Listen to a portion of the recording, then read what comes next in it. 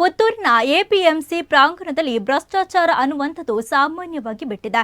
ಭ್ರಷ್ಟಾಚಾರಕ್ಕೆ ಕಾರಣವಾದವರ ವಿರುದ್ಧ ದೂರು ನೀಡಿದ್ರೆ ಅವರನ್ನ ಬಿಟ್ಟು ಬೇರೆ ಅಧಿಕಾರಿಗಳ ವಿರುದ್ಧ ಕ್ರಮವನ್ನ ಜರುಗಿಸುತ್ತಾರೆ. ಇದು ಹೇಗೆ ಅಂತೀರಾ? ಈ ವರದಿ ನೋಡಿ.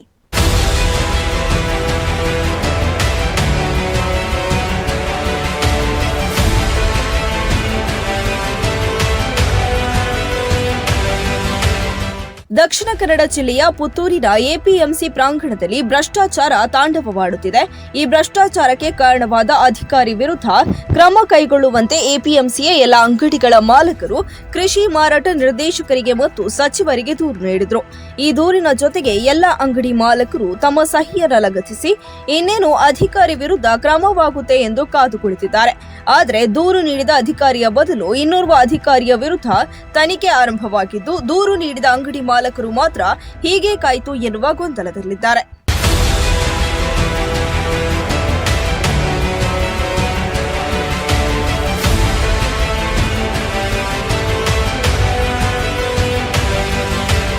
ಪುತ್ತೂರು ಎಪಿಎಂಸಿಯಲ್ಲಿ ಪ್ರಭಾರ ಕಾರ್ಯದರ್ಶಿಯಾಗಿ ಕಾರ್ಯನಿರ್ವಹಿಸುತ್ತಿದ್ದ ರಾಮಚಂದ್ರ ಎನ್ನುವ ಅಧಿಕಾರಿಯ ವಿರುದ್ಧ ಎಪಿಎಂಸಿಯಲ್ಲಿ ವ್ಯವಹಾರ ಮಾಡುತ್ತಿರುವ ಎಲ್ಲ ಅಂಗಡಿಗಳ ಮಾಲಕರು ಇಲಾಖೆಯ ಹಿರಿಯ ಅಧಿಕಾರಿಗಳಿಗೆ ಆತನ ವಿರುದ್ಧ ದೂರು ನೀಡಿದ್ರು.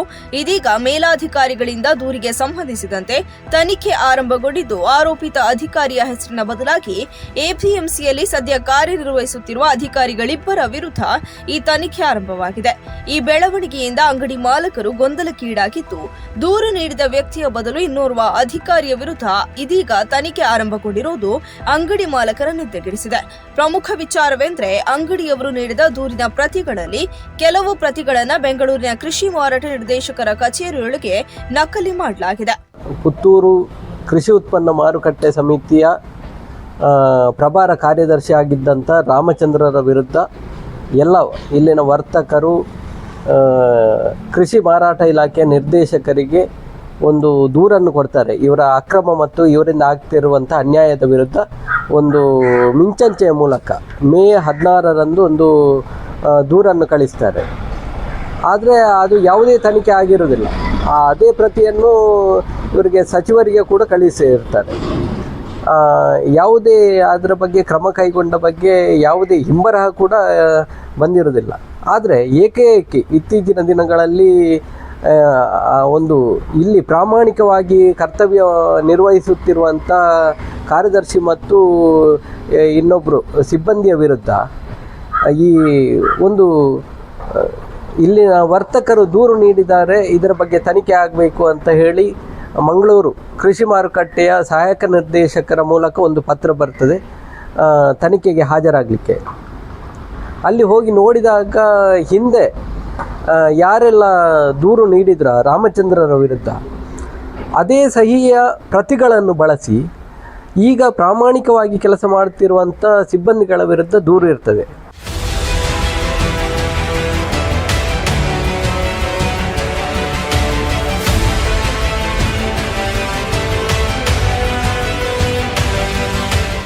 ಅಂಗಡಿ ಮಾಲಕರು ನೀಡಿದ ದೂರಿನಲ್ಲಿ ಉಲ್ಲೇಖವಿರುವ ರಾಮಚಂದ್ರ ಎನ್ನುವ ಅಧಿಕಾರಿಯ ಬದಲು ಪ್ರಸ್ತುತ ಎಪಿಎಂಸಿಯಲ್ಲಿ ಕಾರ್ಯದರ್ಶಿಯಾಗಿರುವ ಎಂಸಿ ಪಡಗನೂರು ಎನ್ನುವ ಅಧಿಕಾರಿಯ ಹೆಸರಿನಲ್ಲಿ ನಕಲಿ ದೂರು ಸೃಷ್ಟಿಸಿ ಆ ದೂರಿನ ಪ್ರತಿಯ ಜೊತೆಗೆ ಅಂಗಡಿ ಮಾಲಕರು ರಾಮಚಂದ್ರ ಎನ್ನುವ ಅಧಿಕಾರಿಯ ವಿರುದ್ಧ ನೀಡಿದ ದೂರಿಗೆ ಹಾಕಿದ ಸಹಿಗಳನ್ನು ಜೋಡಿಸಲಾಗಿದೆ.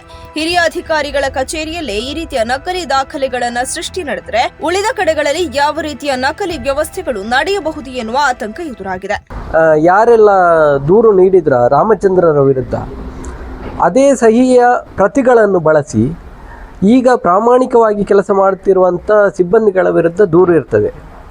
ಅದರಲ್ಲಿ ಅಬುಬಕ್ಕರ್ ಎನ್ನುವರು ಕೂಡ ಒಂದು ಸಹಿಯನ್ನು ಮಾಡಿದೆ. ಯಾರು ಅಂತ ಅದು ಯಾರಿಗೂ ಇವತ್ತಿಗೆ ಕೂಡ ಗೊತ್ತಾಗಲಿಲ್ಲ.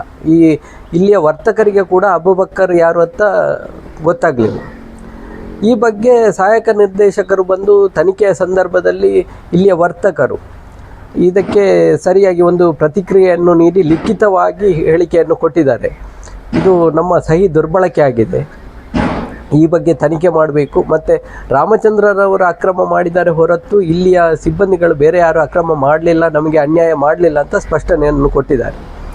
ಆದರೆ ಈ ಸಹಿ ದುರ್ಬಳಕೆ ಯಾವ ರೀತಿಯಾಗಿದೆ ಅಂತ ಹೇಳಿದರೆ, ಒಂದು ನಿರ್ದೇಶಕರ ಕಚೇರಿಗೆ ಕಳಿಸಿದಂಥ ಸಹಿಯ ಪ್ರತಿಗಳು ಈ ರೀತಿಯಾಗಿ ಇನ್ನೊಬ್ಬರಿಗೆ ಮಾರಾಟ ಕೃಷಿ ಮಾರಾಟ ಇಲಾಖೆಯಲ್ಲಿ ಇವತ್ತು ಸಹಿ ಮಾರಾಟ ದಂಧೆ ನಡೀತಾ ಇದೆ ಅಂತ ಹೇಳುವಂಥ ಪರಿಸ್ಥಿತಿಗೆ ಮುಟ್ಟಿದೆ. ಇಲ್ಲಿ ಈ ಸಹಿಯ ಪ್ರತಿಗಳನ್ನು ಯಾರೋ ಅಲ್ಲಿಯ ಸಿಬ್ಬಂದಿಗಳೇ ಹಣಕ್ಕೆ ಮಾರಾಟ ಮಾಡಿದ್ದಾರೆ ಅಂತ ಇಲ್ಲಿಯ ವರ್ತಕರ ಗಂಭೀರ ಆರೋಪ. ಸರಕಾರಿ ಕಚೇರಿಯೊಳಗೆ ದಾಖಲೆ ಪತ್ರಗಳನ್ನ ಈ ರೀತಿಯಲ್ಲಿ ನಕಲಿ ಮಾಡುವುದು ಒಂದು ಗಂಭೀರ ವಿಷಯವೂ ಆಗಿದೆ. ಈ ನಿಟ್ಟಿನಲ್ಲಿ ಈ ಪ್ರಕರಣದ ಬಗ್ಗೆ ಸೂಕ್ತ ತನಿಖೆ ನಡೆಸಬೇಕು ಎನ್ನುವ ಒತ್ತಾಯವು ಸಾರ್ವಜನಿಕ ವಲಯದಿಂದ ಕೇಳಿ ಬರಲಾರಂಭಿಸಿದೆ.